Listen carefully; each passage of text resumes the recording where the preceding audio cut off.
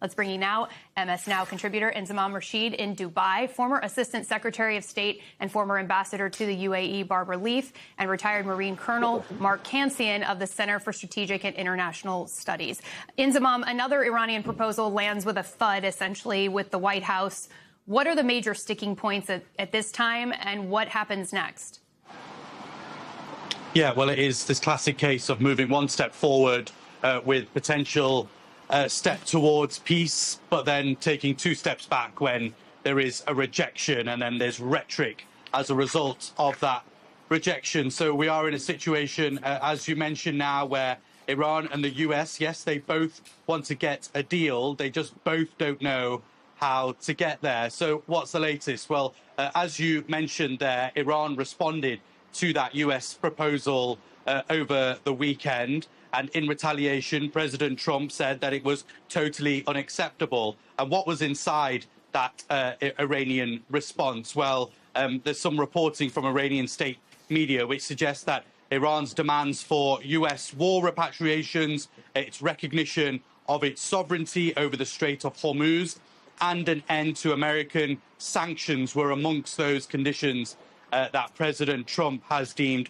totally unacceptable. Now, I don't think it's those that are actually the particular issue in all of this. It's the fact that the nuclear talks will not be front and center of any negotiations. Because remember, this was a sort of pre-proposal to actually the two sides sitting down and negotiating within 30 days to bring a conclusive ending to this conflict. The Iranians want to see the blockade, the US blockade in the Strait of Hormuz lifted. They want to see a ceasefire in Lebanon. Then they said they will have discussions around the nuclear issue. And in an interview over the weekend as well, Prime Minister Benjamin Netanyahu of Israel said that the only way that they can get hold of that Iranian enriched uranium is by putting boots on the ground, is by sending in troops to go and get it. He's ready to do that. I don't think President Trump is at a position where he wants to send in US forces. That's because he wants to try and get a deal to get out of this conflict. For now, though, Iran feels like it can withstand this US blockade for the next 3 to 4 months. So we've got that period of time which they could spend negotiating, pushing the US as far as they possibly can. But we're in a situation now where no one of the sides holds the answer, and at any moment the fingers are on the trigger. Fighting could very much resume. Ariel. Inzi, so much to unpack there. Ambassador Leaf, the two sides seem to be going around in circles, stuck in this loop of sorts. These terms sound a lot like the ones that were floated early in the war. What does all of this tell you, and does it seem like at this point a return to the conflict is inevitable? Well, Ariel, this really feels like round after round of shadowboxing, with neither side really being terribly serious in terms of the demands they're putting on the table, and both continuing to operate from a sort of giddy kind of confidence, overconfidence in my view, that they can outlast, that one can outlast the other.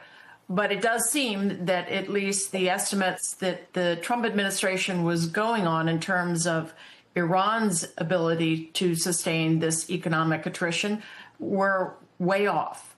That doesn't mean that the administration doesn't have any cards to play. It does. But honestly, this sort of at a distance, leisurely approach to negotiations, which I can't even call negotiations at this point, is quite astonishing given the global economic crisis that we are heading into. So, Ambassador, given the bravado on both sides, President Trump keeps defaulting to social media with the big proclamations about the U.S.-Iran negotiations, about what the plans could be in the future. The Iranian regime tends to do the same.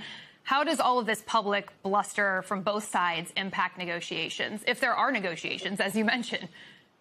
Well, neither side has a lot of credibility, and the president's assertions every week that peace is just around the corner certainly are playing less and less credibly, but so too are his threats to bring down all sorts of, perdition upon the regime. The regime seems to be very confident, and that's very distressing, frankly.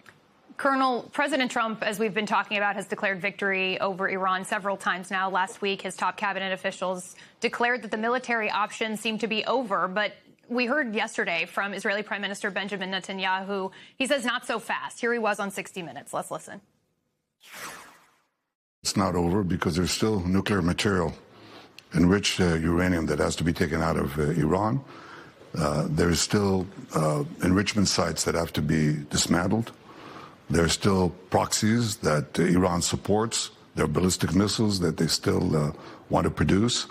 Now, we've degraded a lot of it, but all of that is still there, and there's work to be done. How do you envision the highly enriched uranium will be removed from Iran? You go in and you take it out. So, Colonel, Israeli officials that I've spoken to in the past week or so insist that Israel and the U.S. are still on the same page here. But how do we reconcile the messaging that we're hearing from the administration, the war's over, victory's been declared, with what Netanyahu is saying? Well, the Israelis would like to do a more thorough job of what we've already done, and we heard that from Netanyahu. They would like, to further degrade the nuclear capabilities, the ballistic missile capabilities. But we've done a lot, and Netanyahu acknowledged that, and I think that where we are would be enough for President Trump, and I think he can bring Netanyahu along. There may be a quiet agreement between the United States and Israel that if the Iranians do start to enrich again or rebuild their missile capability, that the Israelis can go back in and take it out. So speaking of the enriched uranium, Netanyahu proposed going in, taking it out, possibly under a negotiated agreement, but if there's an absence of one, potentially by force. He didn't specify exactly what that would look like. From your experience, what would an operation like that to extract the enriched uranium entail? I think that's a non-starter as a military operation. The United States was able to capture Maduro in Venezuela, but that was a much easier operation. Caracas is much closer to the coast. It's the Venezuelan forces are much weaker. They did not have the kind of warning that Iran does.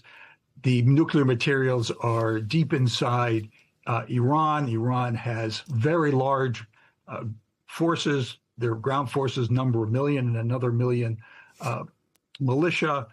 This isn't a question of a quick move in and snatch. The materials are guarded. They're deep underground. It's really not viable.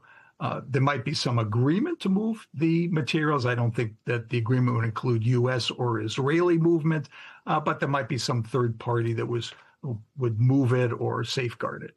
Seems like we're ways away from anything that looks even remotely like that. Inzi, Iran has demanded that Lebanon be included as a factor in any future agreement. Israel has said the two different disputes should remain separate.